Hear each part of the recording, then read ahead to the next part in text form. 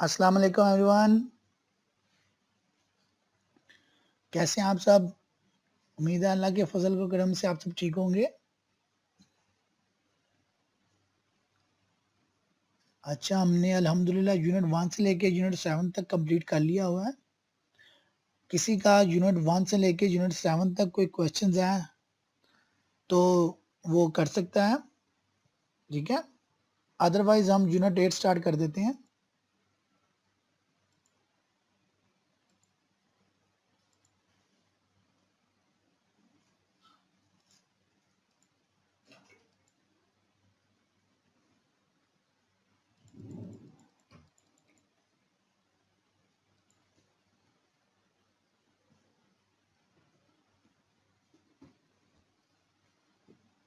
Twenty 23 participant अभी तक available है हमारे पास। कोई क्वेश्चन यूनिट 1 में बेटा? किसी का यूनिट 2 में, यूनिट 3 में, यूनिट 4, यूनिट 5, यूनिट 6, यूनिट 7? सब क्लियर है सबको?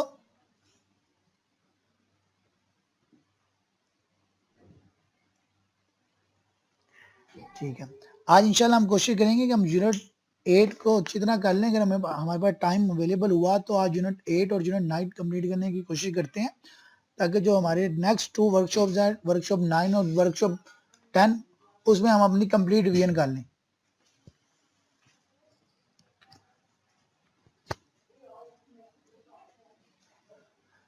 सबने स्टडी किया यूनिट 8?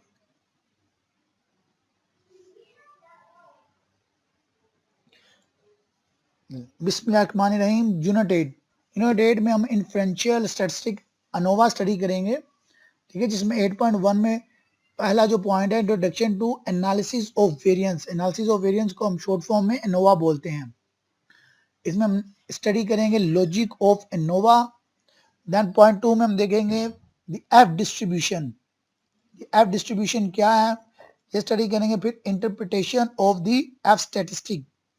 पॉइंट 3 में हम देखेंगे one way ANOVA, logic and procedure. Then हम स्टडी करेंगे assumptions underlying the one way ANOVA. फिर हम स्टडी करेंगे logic behind one way ANOVA. Then हम स्टडी करेंगे प्रोसीजर फॉर यूजिंग अनोवा। 1.4 में हम स्टडी करेंगे मल्टीपल कंपैरिजन प्रोसीजर, ठीक है। ये 4 मेजर पॉइंट है। उसके बाद सेम आज के जो टॉपिक होगा यूनिट 8 का, उसके सेल्फ असेसमेंट क्वेश्चन एक्टिविटीज, ठीक है। तो इंशाल्लाह ताला हम स्टार्ट करते हैं।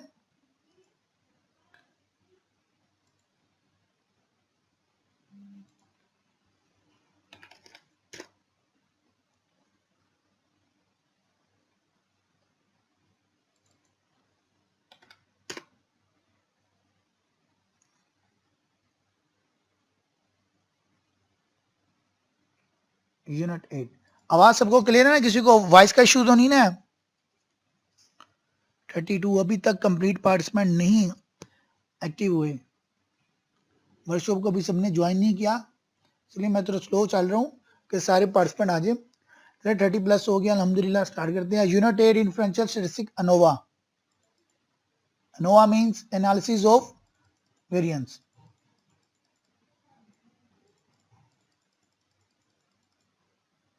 Introduction. Analysis of variance. ANOVA is a statistical procedure used to test the degree to which two or more groups vary or differ in an experiment.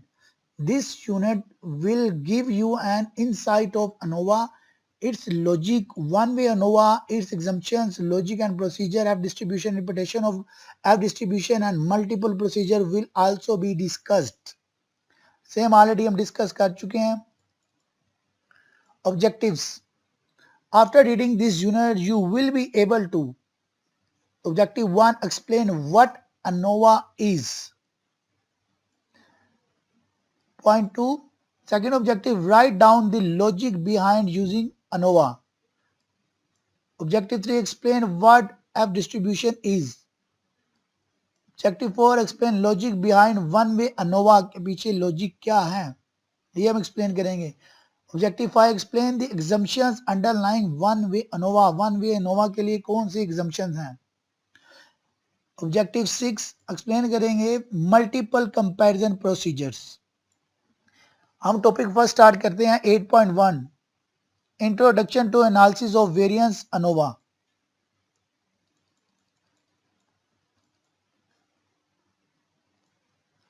The t-test have one very serious limitation. They are restricted to test of the significance of the difference between only two groups. There are many times when we like to see if there are significant differences among 3, 4 or even more groups. For example, we may want to investigate which of three teaching method is best for teaching ninth class algebra. In such case, we cannot use t-test because more than two groups are involved. To deal with such types of cases, one of the most useful techniques in statistics is analysis of variance, abbreviated as ANOVA. ANOVA क्यों use करते हैं? T test में क्या था, हम दो group लेते हैं और उनके ऊपर टेस्ट अप्लाई करते हैं, उनका कंपैरिजन लेके रिजल्ट देते हैं, टी टेस्ट कंपैरिजन टेस्ट आ जाता है। जब हमने दो से ज्यादा 3, 4 या उससे भी ज्यादा ग्रुप के ऊपर स्टडी करनी हो तो हम क्या यूज करते हैं? Analysis of variance, ANOVA test लगाएंगे, उस पर नोवा करेंगे, ठीक है।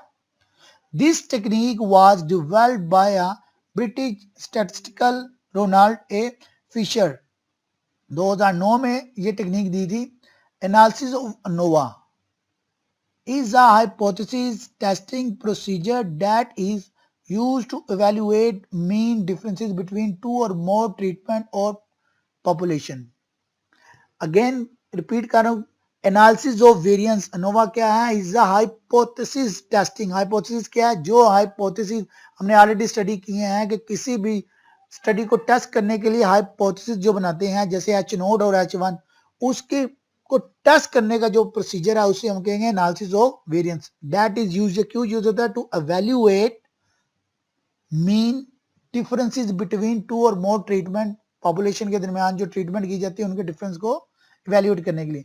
Like all other inferential procedures, ANOVA uses sample data to as a basic for drawing general conclusion about populations. Sometimes it may appear that ANOVA and t-test are two different ways of doing exactly same thing. Testing for mean differences. In some cases, this is true. Both tests are sample data to test hypotheses about population mean. However, ANOVA has much more advantages over t-tests. T-tests are used when we have compare only two groups or variables, one independent and one dependent. On the other hand, ANOVA is used when we have two or more than two independent variables treatment. Suppose we want to study the effect of three different models of teaching on the achievement of student. In this case, we have three different samples to be treated using three different treatments. जिसका mic on हुआ है kindly अपना mic off कर दें, thank you. So ANOVA is the suitable technique to evaluate the difference. अब यहां से आपको ANOVA क्यों यूज होता है? हाइपोथेसिस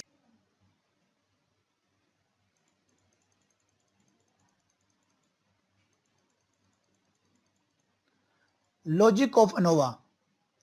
ANOVA सबको क्लियर है? इससे पहले कि मैं लॉजिक ऑफ ANOVA स्टार्ट कर दूं, ANOVA में कोई एनालिसिस ऑफ वेरिएंस में किसी किस्म की हर्डल तो नहीं, किसी को कोई मिसकंसेप्शन टी टेस्ट या ANOVA में?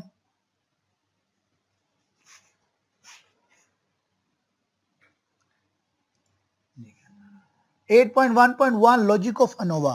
Let us take a hypothetical data given in the table.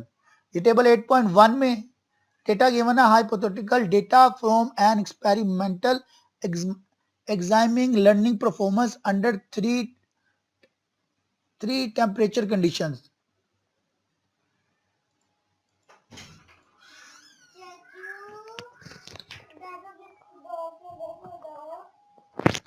Table 8.1 यहाँ पे 3 ट्रीटमेंट है, ट्रीटमेंट 1, ट्रीटमेंट 2, ट्रीटमेंट 3।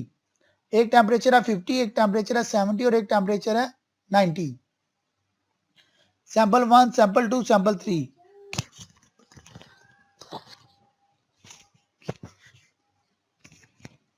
सैंपल 1 में जो डेटा आ रहा है हमारे पास 0, 1, 3, 1, 0, इसका मीन इक्वल है 1। सैंपल 2 में 4, 3, 6, 3, 4, इसका मीन आ रहा है 4। और सैंपल 3 में जब देखते हैं 1, 2, 2, 0, 0 और इसका मीन आ रहा है 1।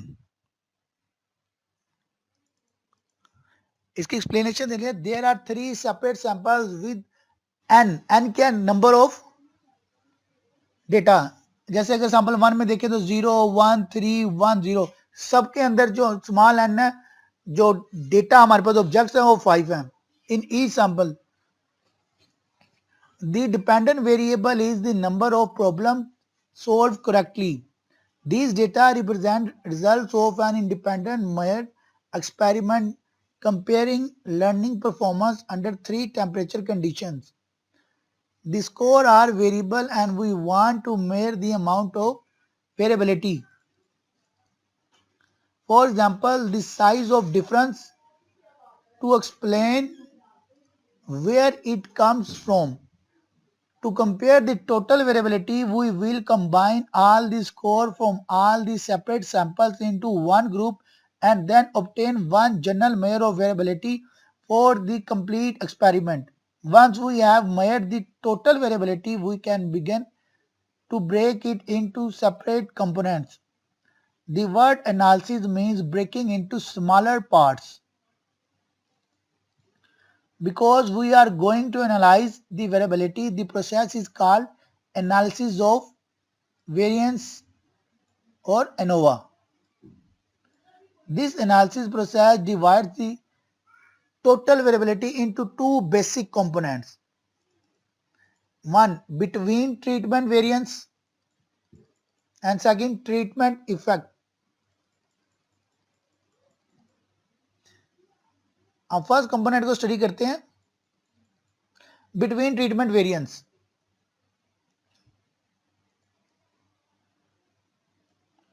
Variance simply means difference, and to calculate the variance is the process of measuring how big the differences are for a set of numbers. The between treatment variance is measuring how much difference exists between the treatment conditions. In addition to measuring differences between treatment, the overall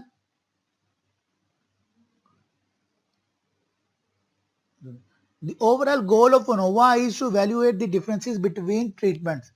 Specifically, the purpose for the analysis is to distinguish between two alternative explanations. Explanation A: the difference between the treatments have been caused by the treatment effects. B: the differences between the treatment are simply due to change.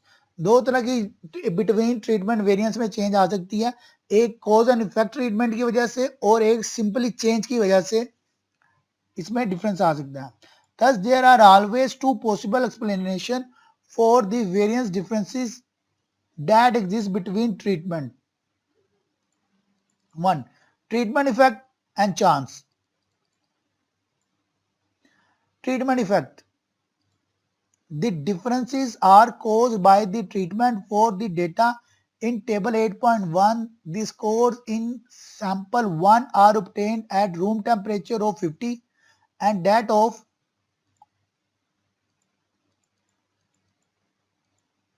sample 2 at 70.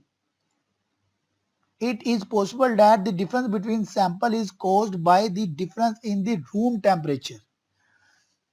एक इसमें treatment fact का कह रहा है कि एक जो sample 1 है फॉर एग्जांपल वो 50 टेम्परेचर रूम टेम्परेचर में लिया गया, दूसरा का जो टेम्परेचर है वो 70, उस रूम का टेम्परेचर 70 है, इस वजह से इसके अंदर इस डेटे की चेंजिंग आ रही हो. और जो चांस है जो सेकंड वन में कह रहा है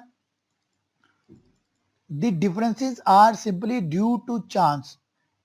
There is no treatment effect, even then we can expect some differences between samples. The chance differences are unplanned and unpredictable differences that are not caused or explained by any action of the researcher.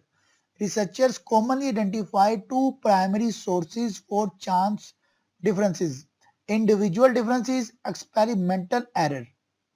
In individual differences, each participant of the study has its own individual characteristics. Although it is reasonable to expect that different subjects will produce different scores, it is impossible to predict exactly what the difference will be.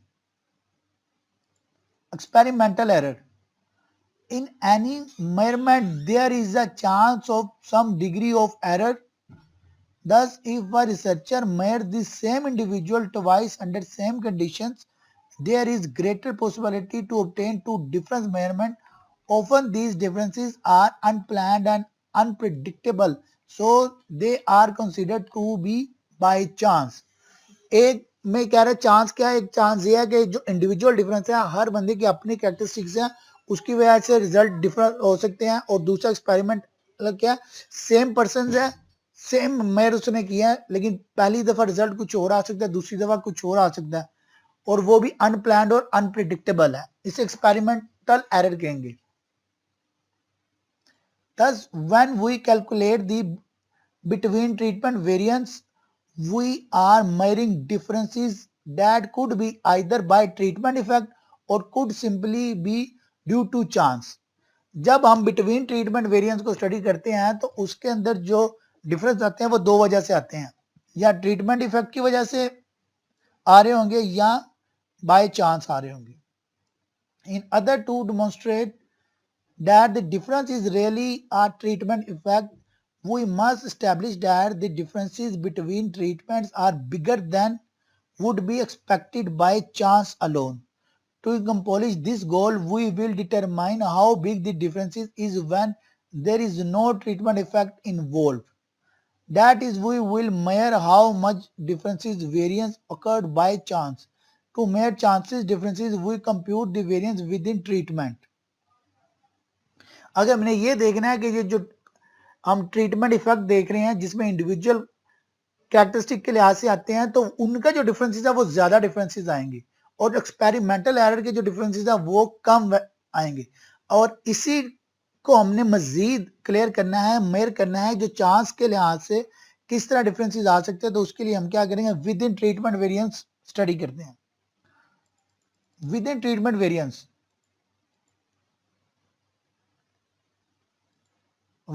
within each treatment condition, we have a set of individuals who are treated exactly the same, and the researcher does not do anything that would cause these individual participants to have different scores. For example, in table 8.1, the data shows that 5 individuals were treated as a 70 room temperature. Although these 5 students were all treated exactly the same, their scores are different.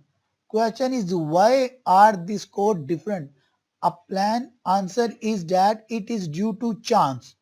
Figure 8.1 showed the overall analysis of variance and identifies the sources of variability that are measured by each of two basic components.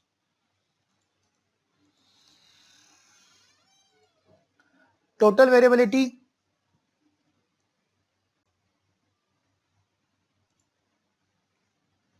अगर इस diagram को देखें तो total variability क्या है, between treatment variance और within treatment variance. Measure of difference due to, और यहां पे measures differences.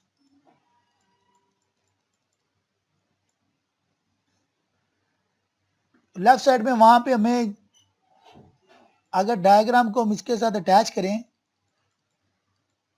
Between treatment variance में क्या हम किसकी वजह से डिफरेंसेस मेजर कर रहे हैं, ट्रीटमेंट इफेक्ट और ड्यू टू चांस, और within treatment variance only due to chance. यह आपने याद रखना है. Figure 8.1, the independent measure analysis of variance partition or analysis the total variability into two component variance between treatment and variance within treatment. Between में हम दो treatments करते हैं और within treatment में only one by chance को हम treat करेंगे. 8.1 में कोई question?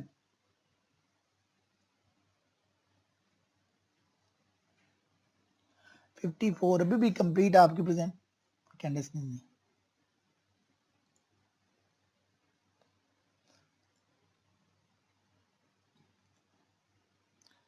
8.2 the F distribution.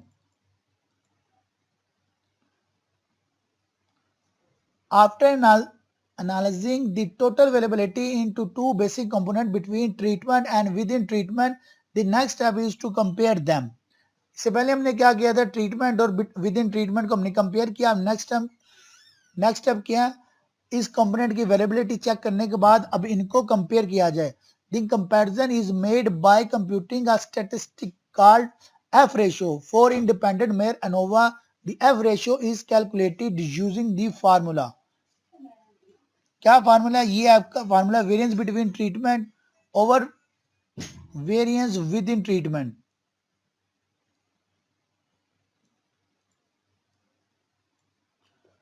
F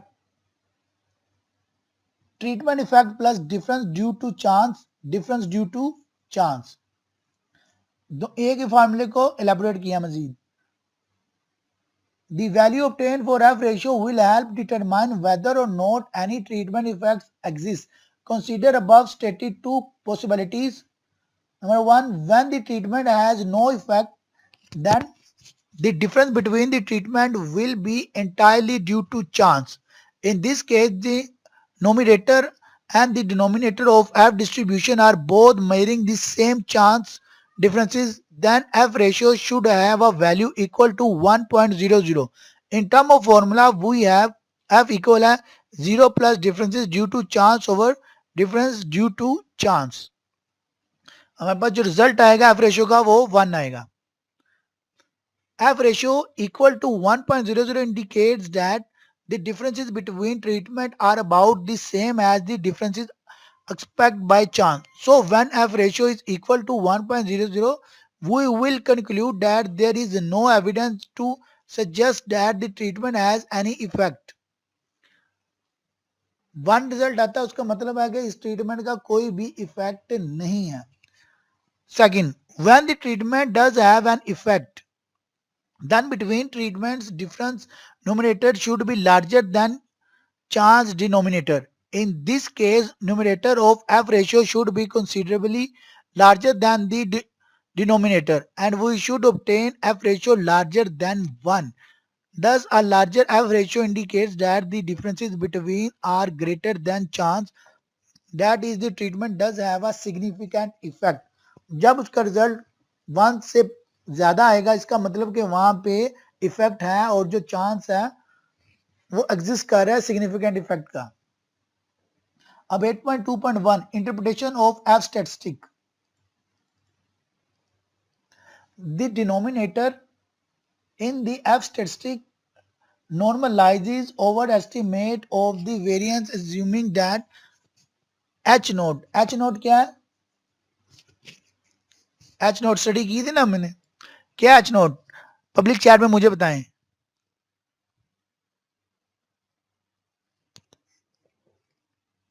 नल. शाबाश अब्दुल रहमान, नल हाइपोथेसिस. अनीस बेटा आपने भी क्वेश्चन किया कि विदन एंड बिटवीन की समझे. विदन ट्रीटमेंट है जिसमें हम सिर्फ बाय चांस ट्रीटमेंट को स्टडी करते हैं और बिटवीन में हम ट्रीटमेंट इफेक्ट्स को देखते हैं और बाय चांस को देखते हैं. जैसे हमने दो बताए थे, एक इंडिविजुअल इफेक्ट और एक experimental error. Experimental error by chance आता है और इंडिविजुअल क्या होता है, हर बंदे की अपनी अपनी कैरेक्टरिस्टिक्स है जिसकी वजह से सेम बंदे से अगर दूसरा टेस्ट लिया जाए तो उसका स्कोर डिफर हो सकता है.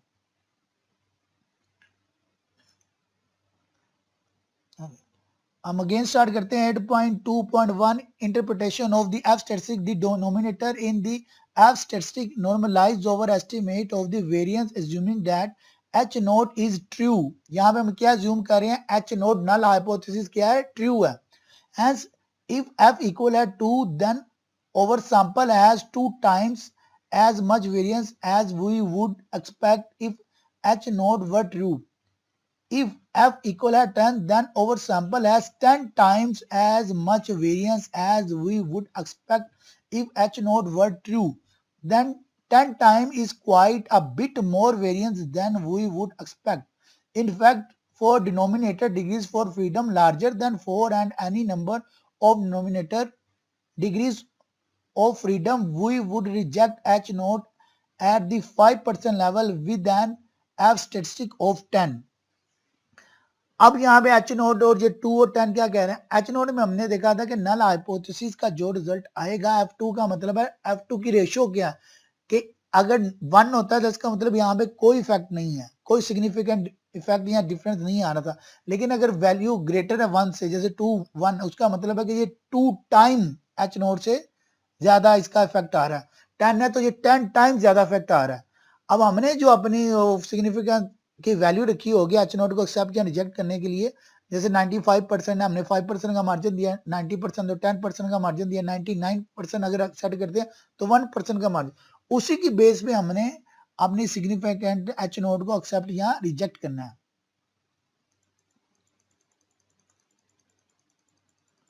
8.3 one way ANOVA logic and procedure.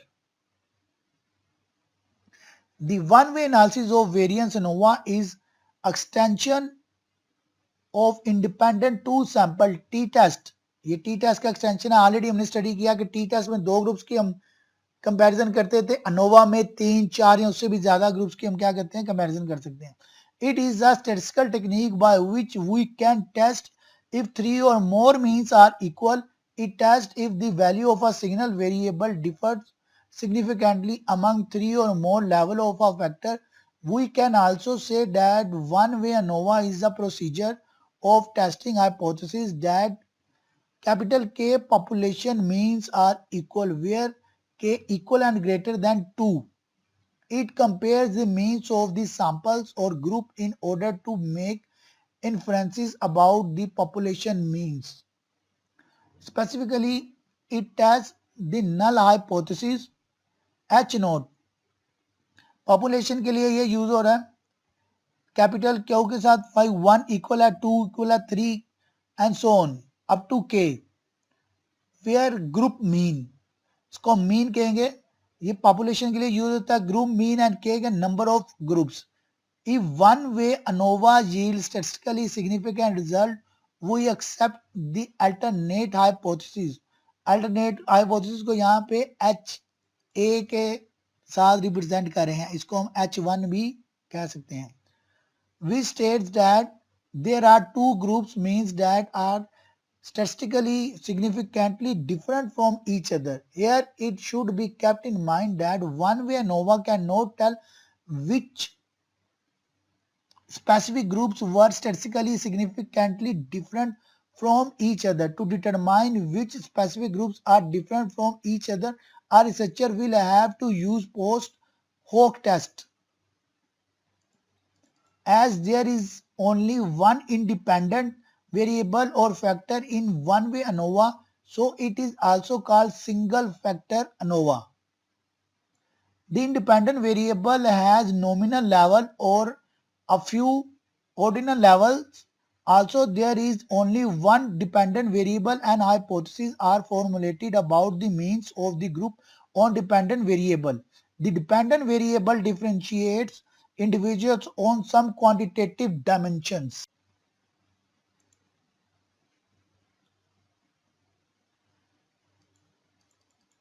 Eight point 3.1 Assumptions underlying the one-way ANOVA. There are three main assumptions. One-way ANOVA के लिए 3 major assumptions हैं. Assumptions of independence, assumptions of normality,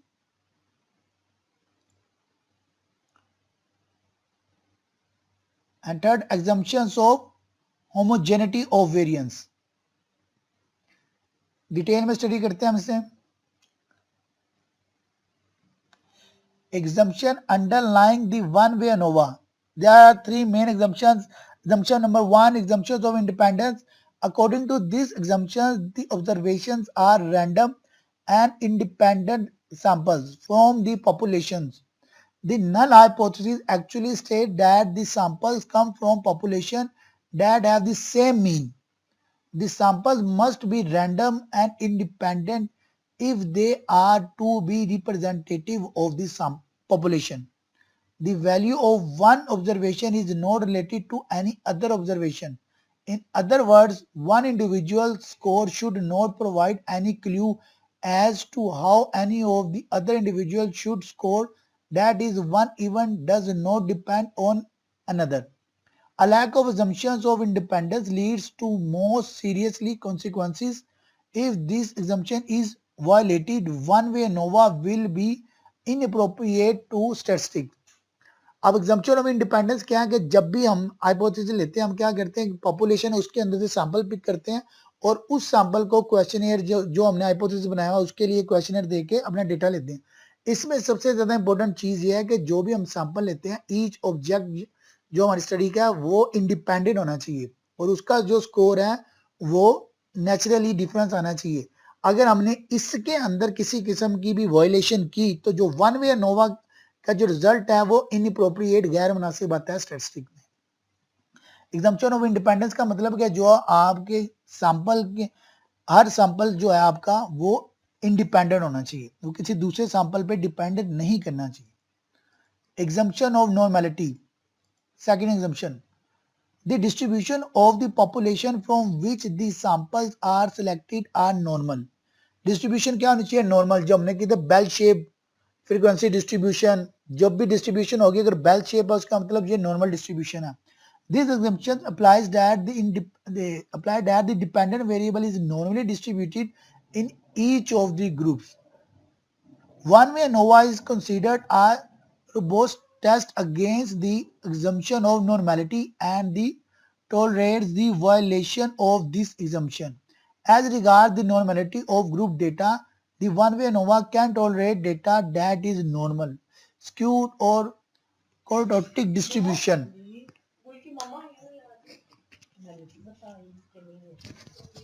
Skewed or cortotic distribution. याद है आपको skewed और कोटोटिक distribution already study कर चुके हैं जिसमें लेफ्ट स्क्यूड और राइट स्क्यूड हमने स्टडी किया.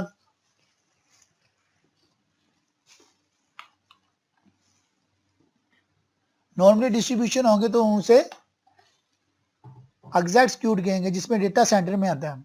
Only a small effects on one error rate. However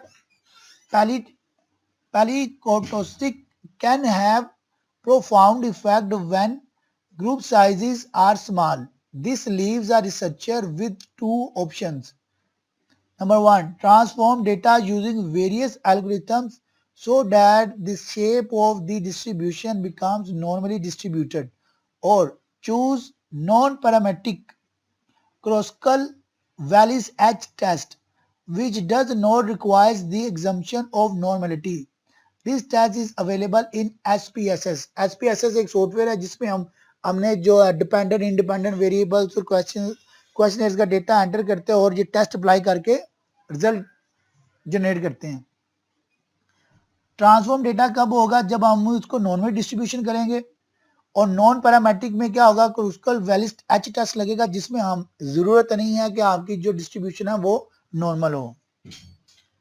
third, assumptions of homogeneity of variance.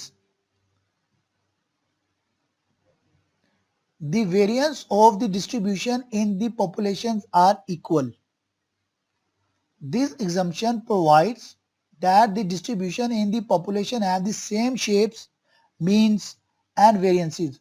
That is, they are the same population. In other words, the variances on the dependent variable are equal across the groups. जो भी groups हमने distribute किए हैं जैसे 2 या 3 या 4 उनके जो वेरिएंसेस हैं वो इक्वल होंगी. ये एग्जम्पशन है homogeneity of variance. If assumption of homogeneity of variance has been violated then two possible test can be run. ये 2 लिखा हुआ है, एरर है. 1, वेल्च टेस्ट और Brown and Forsythe test. Alternative Kruskal Wallis H test can also be used.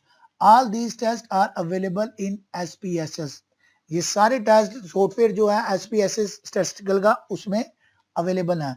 अभी हमने 3 exemption study किया है विद अनोवा की।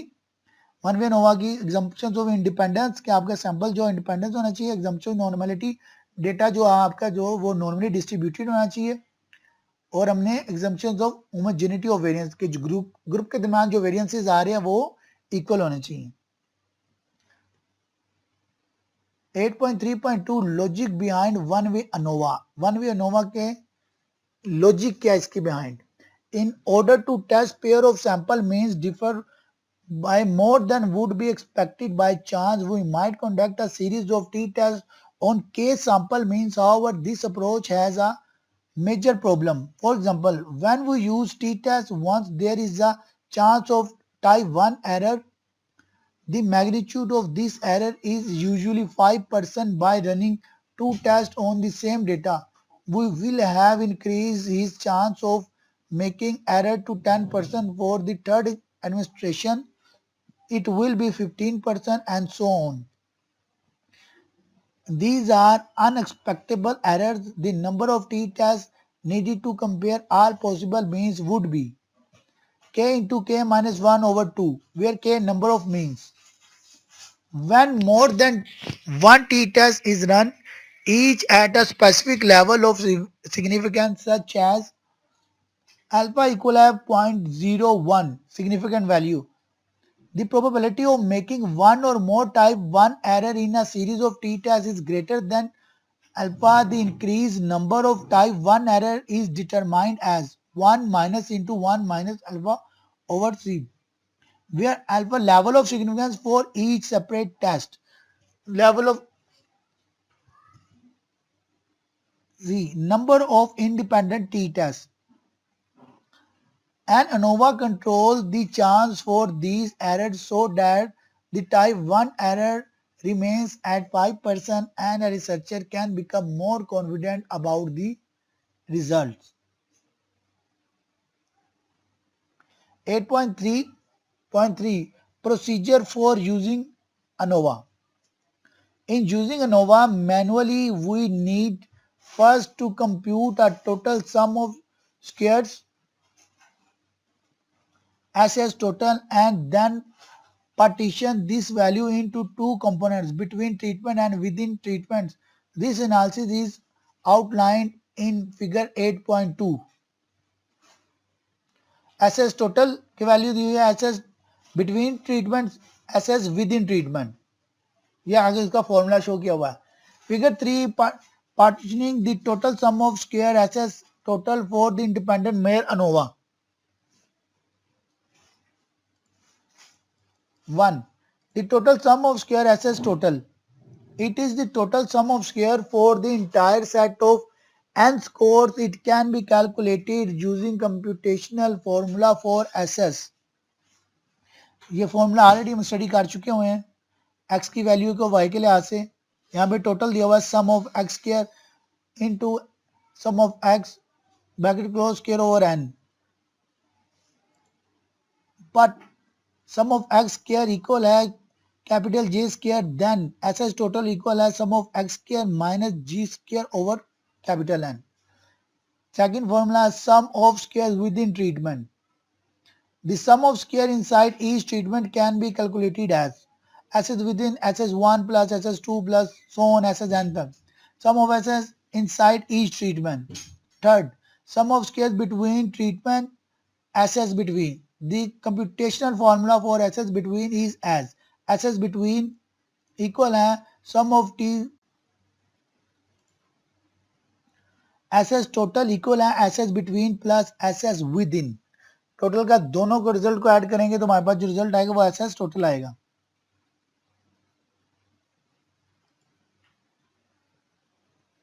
8.4 मल्टीपल कंपैरिजन प्रोसीजर.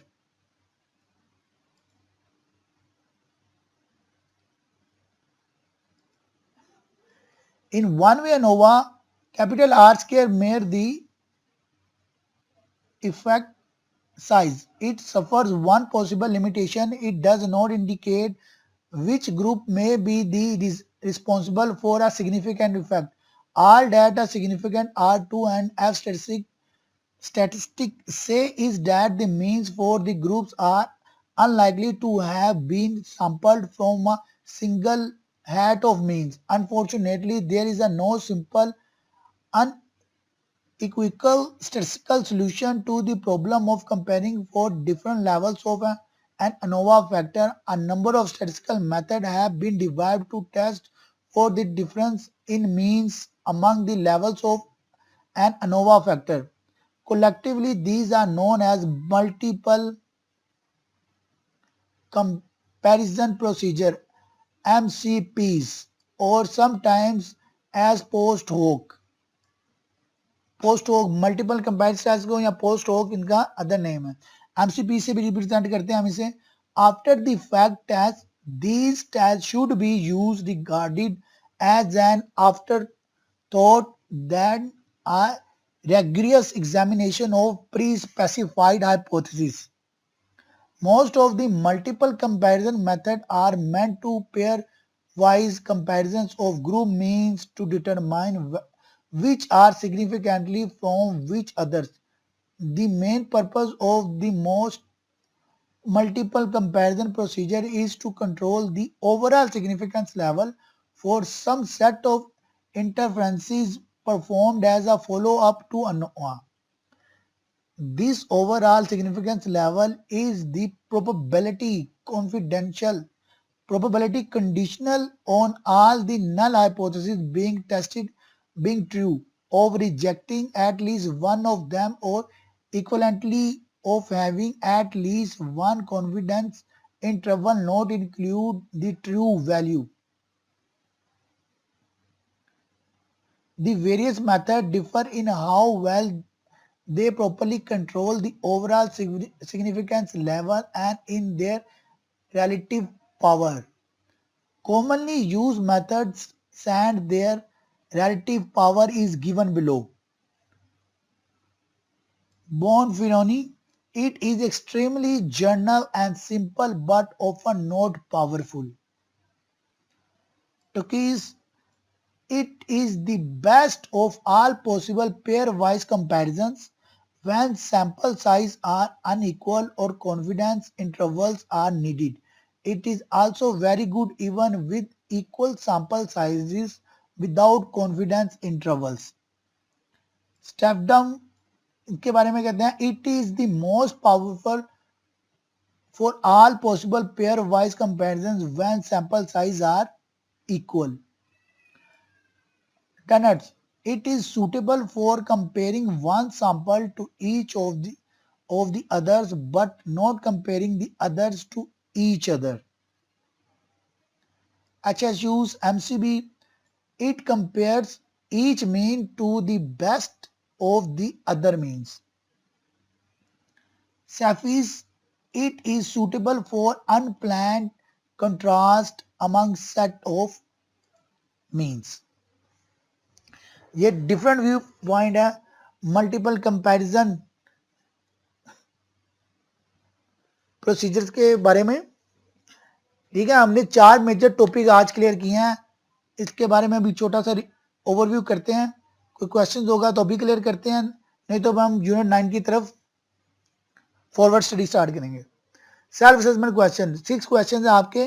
पहला क्वेश्चन है, when will use ANOVA in your research. ANOVA हम कब यूज करते हैं, कोई बताना चाहेगा पब्लिक चैट में.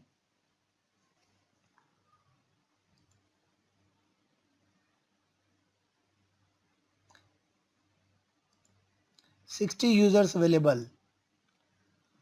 अनोवा क्या है, जय काली लिखे थे. अनोवा की एब्रीवेशन क्या है?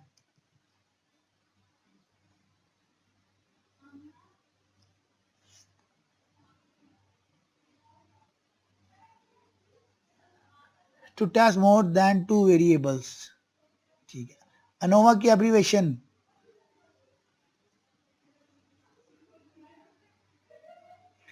Testing tool with variables. ANOVA की एब्रीवेशन भी तक नहीं, एनालिसिस ऑफ वेरिएंस.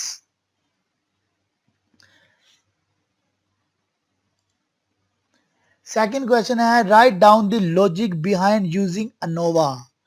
अनोवा को जो हमने ऊपर लॉजिक स्टडी किया था जो फार्मूले के साथ, वो इसकी लॉजिक है. Right on short note on one way ANOVA. One way ANOVA क्या है वो हमने देखा, उसके अंदर क्या इसकी ट्रीटमेंट है, जो हमने दो different between treatment, with in treatment, जिसमें एक इंडिविजुअल कैरेक्टर के लिहाज से थी और एक बाय चांस।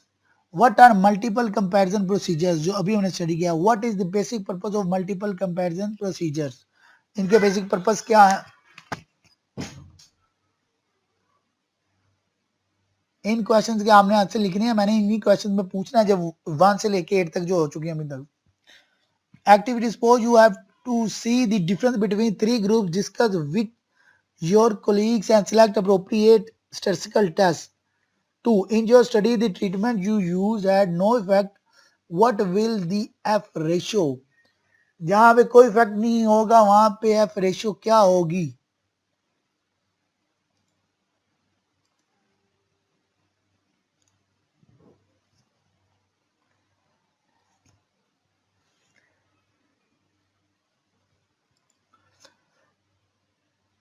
थोड़ा सा ये डिफिकल्ट चैप्टर है यूनिट 8, इसलिए एक शॉर्ट सी रिवीजन दे दो ताकि अभी हमें अगेन रिकॉल हो जाए कि हमने अभी तक इसमें क्या स्टडी किया है।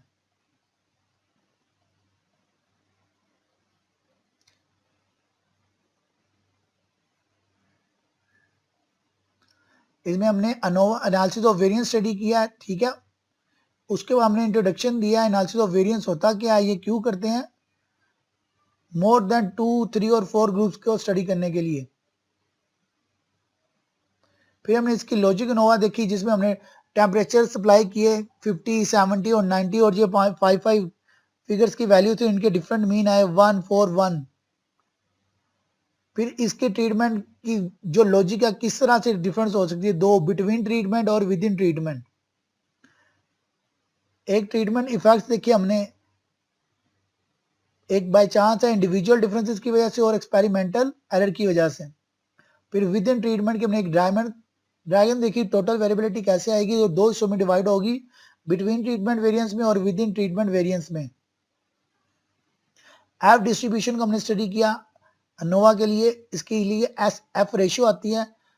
इसमें हमने देखा कि 1 रेशियो आएगी जब कोई इफेक्ट नहीं होगा, जब इफेक्ट होगा तो मोर देन वैल्यू आएगी। फिर हमने स्टडी की कि एग्जांपल इंटरप्रिटेशन किस तरह, अगर एफ की वैल्यू 2 है उसको हमें वो जो इफेक्ट है वो 2 टाइम एफ रेशियो से, या जो सिग्निफिकेंट वैल्यू आई है उससे सिग्निफिकेंट इफेक्ट से 2 टाइम ज्यादा है। अगर 10 आती है तो उसके अंदर 10 टाइम ज्यादा है। फिर वन वे एनोवा की लॉजिक और प्रोसीजर देखिए। वन वे एनोवा में के की वैल्यू क्या है, वन वे एनोवा क्या है, और इसमें हमने ये टोटल ग्रुप मीन्स लिए, इसकी वैल्यूज देखी। फिर एग्जाम्पशन देखी कि वन वे एनोवा के लिए क्या एग्जाम्पशन, 3 एग्जाम्पशन होनी चाहिए वन वे एनोवा में, कि इंडिपेंडेंट होना चाहिए आपका सैंपल, नॉर्मलिटी डिस्ट्रीब्यूशन होनी, नॉर्मली डिस्ट्रीब्यूशन होना चाहिए डेटा, और होमोजेनिटी ऑफ वेरिएंस, जितने भी ग्रुप के वेरिएंस आएंगे वो होमोजीनियस होने चाहिए। लॉजिक बिहाइंड वन वे एनोवा, ये इसका टेस्ट है कि लॉजिक, अगर आपने एक एरर देखा कि मैग्नीट्यूड टेस्ट करना है, वो फर्स्ट स्टेज में 5% है, नेक्स्ट में डेटे में देखेंगे तो 10% आएगा, थर्ड में देखें तो 15%। तो इसका एक फार्मूला हमने देखा k इंटू के वन माइनस 1/2। k क्या, नंबर ऑफ मीन्स लेंगे हम इसके एरर्स को कंपेयर करने के लिए, और ये सिग्निफिकेंट डिफरेंस जो अल्फा है इसका हमने देखना टी टेस्ट में सिलेक्ट करने और रिजेक्ट करने के लिए, जो हमने एरर को कंपेयर करने के लिए एक सिग्निफिकेंट वैल्यू रखी होती है। और procedure of ANOVA, SS total का प्रोसीजर, ये हमने स्टडी किया।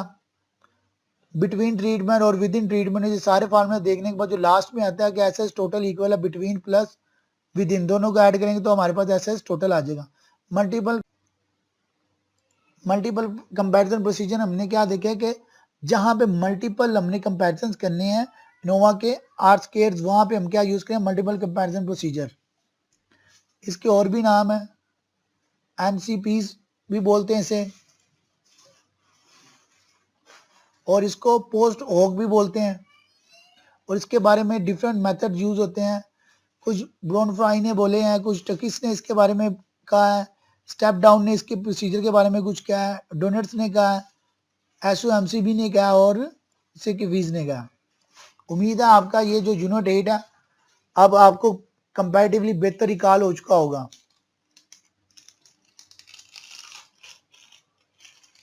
मजीद इसमें कोई क्वेश्चन या कोई चीज होगी तो आप इसको स्टडी कर लें, ठीक है, ताकि उस पॉइंट को मजीद क्लियर कर लेंगे।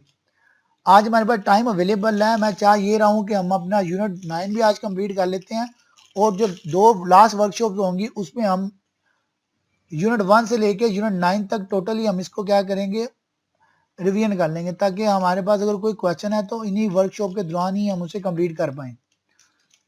Influential statistics, choice care.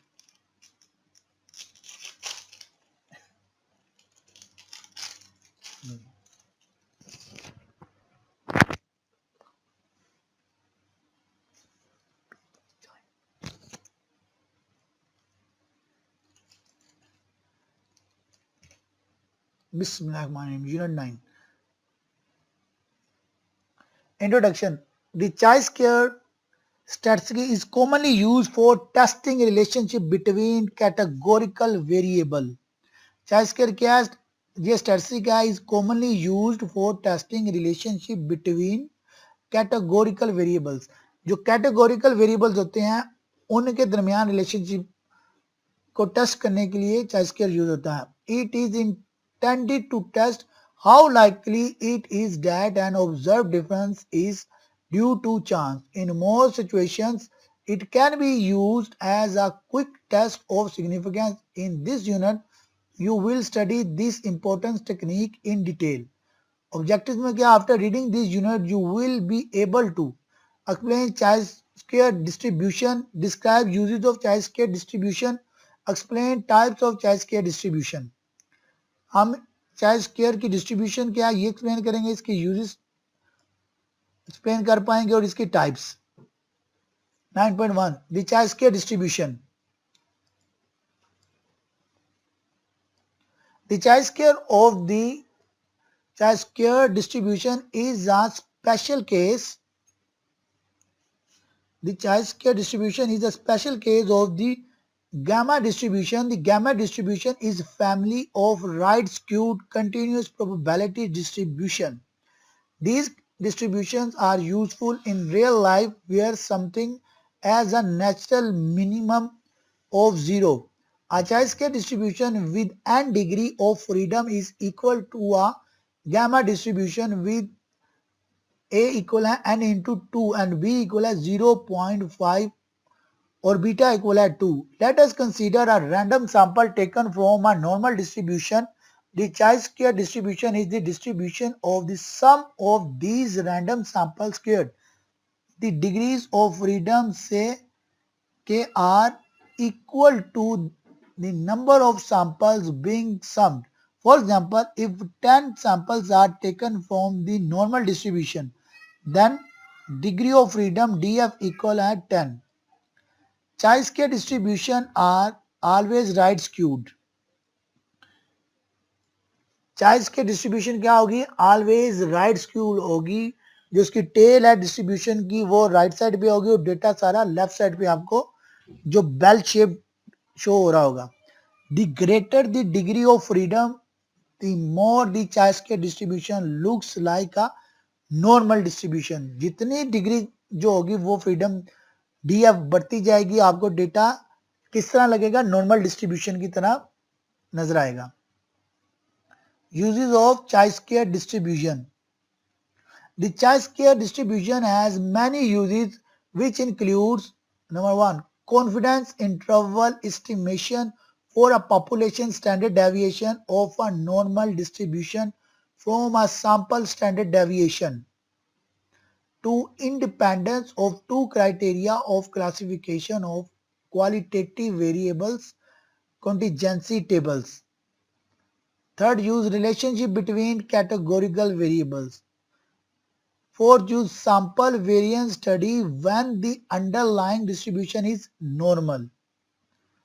5. Test of deviations of differences between expected and observed frequencies, one-way table. Use 6. The chi-square test, a goodness of fit test. What is chi-square statistic? A chi-square statistic is one way of a relationship between two categorical non-numerical variables. The chi-square statistic is a single number that tells us how much difference exists between the observed counts and the counts that one expects if there is no relationship in the population. There are two different types of chi-square tests. Both involve categorical data. These are a chi-square goodness of fit test and chi-square test of independence. दो test है यहाँ पे, chi-square goodness of fit test and a chi-square test of independence. In the coming lines, these tests will be dealt in some details. 9.2 Chi-square goodness of test. The chi-square goodness of test,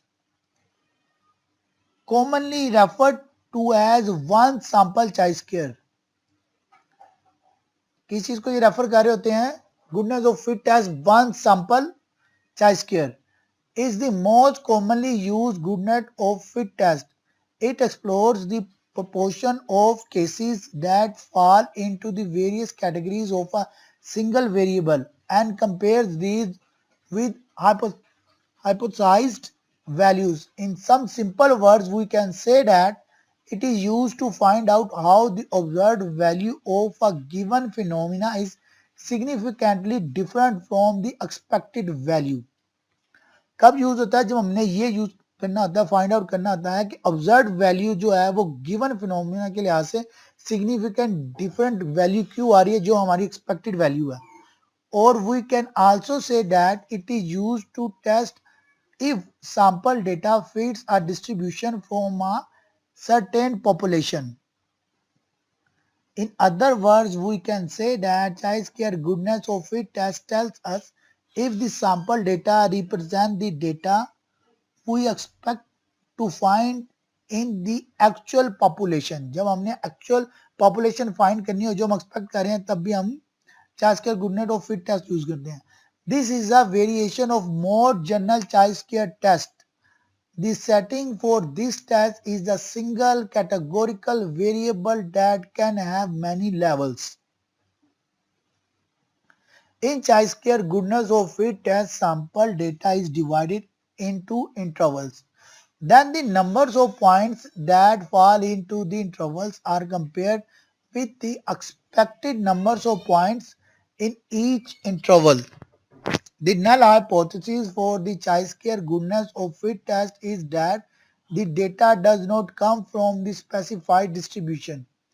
The alternate hypothesis is that the data comes from the specified distribution. The formula for chi-square goodness of fit test is chi-square equal है sum of observed value minus expected value square over expected values. Observe value को हम ओ से represent कर रहे हैं और expected values को capital E से, square and expected value E.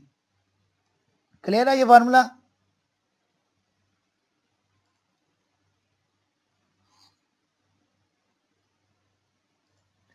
Nine point 2.1 procedure for chi-square goodness of fit test. For using chi-square goodness of fit test, we will have to set up null and alternate hypotheses. A null hypothesis assumes that there is no significant difference between observed and expected value. Then alternative hypothesis will become there is significant difference between the observed and the expected value. Now compute the value of chi-square of fit test using formula. Observed value minus expected value, same formula. To potential disadvantage of chi-square are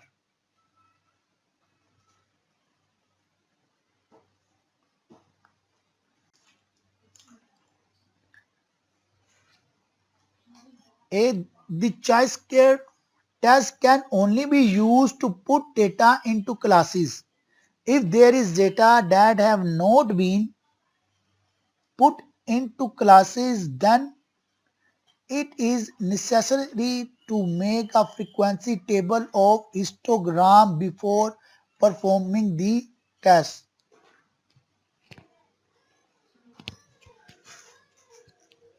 इकरा बेटा अपना mic off कर दें आप.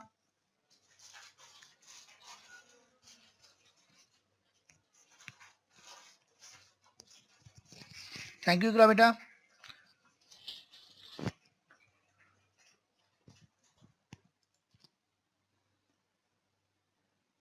B. It requires sufficient sample size in order for chi-square approximation to be valid. 9.2.2 When to use the chi-square goodness of fit test. कब use करते हैं chi-square goodness of fit test? The chi-square goodness of fit test is appropriate, ये मुनासिब है when the following conditions are met. जब ये तीन condition पूरी होती हैं. कौन सी? The sampling method is simple random. Simple random अगर एक पॉपुलेशन में से हम किसी को भी चूज कर लेते हैं as a sample. The variable under study is categorical. Category के मुताबिक हम वेरिएबल सेट करते हैं. The expected value of the number of sample observation in each level of the variable is at least 5. जो expected value है हर किसी को कम से कम 5 होने चाहिए. तीन कंडीशन है. सिंपल रैंडम, वेरिएबल कैटेगोरिकल होना चाहिए और जो आपकी एक्सपेक्टेड वैल्यू है वो क्या होनी चाहिए? At least 5. For the chi-square goodness of fit as the hypothesis take the form H naught HA. H naught है null hypothesis, HA है alternative hypothesis. H naught है the data are not consistent with the specified distribution. HA क्या? the data are consistent with the specified distribution. H naught में हम उसी चीज को मना कर रहे होते हैं कि ये चीज नहीं है और H अल्टरनेटिव या साइंटिफिक हाइपोथेसिस हमको कह रहे होते हैं कि ये इफेक्ट है. जैसे यहाँ पे the data are consistent with the specified distribution और H नोड में हम कह रहे हैं कि not the data are not consistent with the specified distribution. The null hypothesis H naught specify the proportion of observation at each level of the categorical variable. The alternative hypothesis H is A is that at least one of the specified proportion is not true. 9.2.3 Basic framework of goodness of fit test. The procedure for carrying out a goodness of fit test is as follows. 1. State the null hypothesis H naught. It might take the form the data are not consist with the specified distribution. सबसे पहले हमने क्या करना है? null hypothesis को state करना है. Then state the alternative hypothesis. फिर हमने alternative hypothesis को state करना है. This is an opposite statement to the null hypothesis. The data are consist with the specified distribution. Third में calculate the test statistics. The test statistic is calculated using the formula. इस फार्मूले को use करते हुए हमने क्या करना है? टेस्ट की स्टैटिस्टिक ले लेनी है कि sum of observed value minus expected value उसका square over expected value, where O and E represent the observed and the expected frequency respectively. 4. Find the p-value. The range of over p-value can be found by comparing test statistic to table values. Reach a conclusion. 5. We need a p-value less than the significance level. Generally less than 5%, p less than 0.05. To reject the null hypothesis, it is suitable to write a sentence in the context of this question. For example, the data appears to follow a normal distribution. 9.3 chi-square independent test. Goodness of fit test यहां तक clear हो गया. अब हम start करते हैं 9.3 chi-square independence test. A chi-square test of independence is the second important form of chi-square test. It is used to explore the relationship between two categorical variables. ये क्यों यूज हो रहा है? Explore the relationship between two categorical variables. Each of these variables can have two or more categories.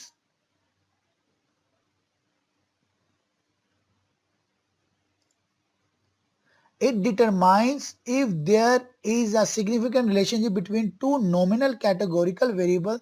The frequency of one nominal variable is compared with different values of the second nominal variable.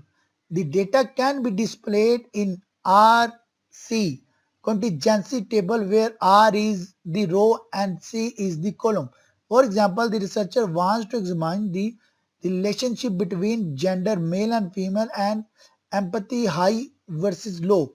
The researcher will use chi-square test of independence if the null hypothesis is accepted, there would be no relationship between gender and empathy. If the null hypothesis is rejected, then the conclusion will be there is a relationship between gender and empathy. For example, say female tends to score higher on empathy and males tend to score lower on empathy. The Chayescare test of independence being a non-parametric technique. Chayescare कौन सी technique है? Non-parametric technique. Follow less strict assumptions. There are some general assumptions which should be taken care of. Assumption 1, random sample. यहाँ पे sampling techniques कौन सी use हो रही है? Random sample. Sample should be selected using simple random sampling method. Variables. Both variables under study should be categorical. कौन से होने चाहिए variables? Categorical होने चाहिए. Third, independent observations. Each person or case should be counted only once and none should appear in more than one category of group. The data from one subject from another subject. 4. If the expected frequency count for each cell of the table at least 5. इसमें भी उसी तरह जैसे हमने पहले भी study की थी assumptions के रैंडम सैंपल होना चाहिए, वेरिएबल कैटेगोरिकल होना चाहिए और उसकी वैल्यू एटलीस्ट 5 होनी चाहिए. इसमें एक्स्ट्रा है वो क्या है? Independent observations. एक ऑब्जर्वेशन एक ही ग्रुप में आएगी, वो किसी दूसरे ग्रुप में या रिपीट नहीं होगी. Both the Chayescare tests are sometimes confused, but they are quite different from each other. जो दोनों जो टेस्ट है वो एक दूसरे से quite different है. The Chayescare test for independence compares two sets of data to see if there is relationship. Chayescare test जो है independence compares के लिए वो relationship find out करने के लिए होता है. The Chayescare goodness of fit test is to fit one categorical variable to a distribution.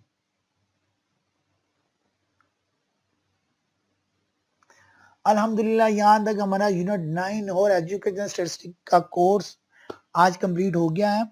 ठीक है, कुछ सेल्फ असेसमेंट क्वेश्चन यूनिट 9 की एक्टिविटी हम डिस्कस कर लेते हैं. उसके बाद हम इंशाल्लाह ताला बाकी जो आज का टाइम है, कल का और परसों की जो हमारे पास वर्कशॉप होगी 9 और 10, उसमें हम कंप्लीट रिवीजन आपके जो भी क्वेश्चन होंगे आप राइट डाउन कर लीजिएगा. ठीक है, वो साथ साथ हम यूनिट 1 से लेके यूनिट 9 तक एक रिवीजन करेंगे ताकि आपका अगर किसी का कोई मिसिंग किसी वजह से हुआ कोई भी पॉइंट वो भी रिकॉल हो जाए. सेल्फ असेसमेंट क्वेश्चन, ये 8 क्वेश्चन है कि Chayescare डिस्ट्रीब्यूशन क्या है, इसके यूजेस भी हमने स्टडी कर लिए हैं. Chayescare की स्टैटिस्टिक भी स्टडी कर ली हमने. Chayescare गुडनेस ऑफ फिट भी स्टडी किया, इसका प्रोसीजर भी देखा हमने. फिर use of Chayescare goodness of fit test देखा. फिर framework goodness of fit test जहाँ पे फार्मूला देखा था. फिर Chayescare इंडिपेंडेंस टेस्ट भी हमने स्टडी कर लिया. यह आपकी एक्टिविटी मल्टीपल कंपैरिजन प्रोसीजर्स के लिहाज से और स्टेप्स यूजिंग ऑफ ANOVA, ये आपने एक लिस्ट बनानी है. ठीक है, अब आप एक काम करें, आप यूनिट 8 और यूनिट 9 जो आप आज हमने स्टडी किया इसको रिकॉल कर लें, दोबारा से रिवीजन कर लें, इसकी स्टडी कर लें. आपके पास ऑलरेडी ये सारे डॉक्यूमेंट अवेलेबल है जो मैंने आपको प्रोवाइड किया हुआ 8614, ताकि कोई भी क्यूरी होगी उसके मुताबिक हम उसको हैंडल कर लेंगे. और जो नमाज पढ़ना चाहता है वो बीच में ब्रेक लेके नमाज पढ़ ले, बाकी तब तक स्टडी कर लें.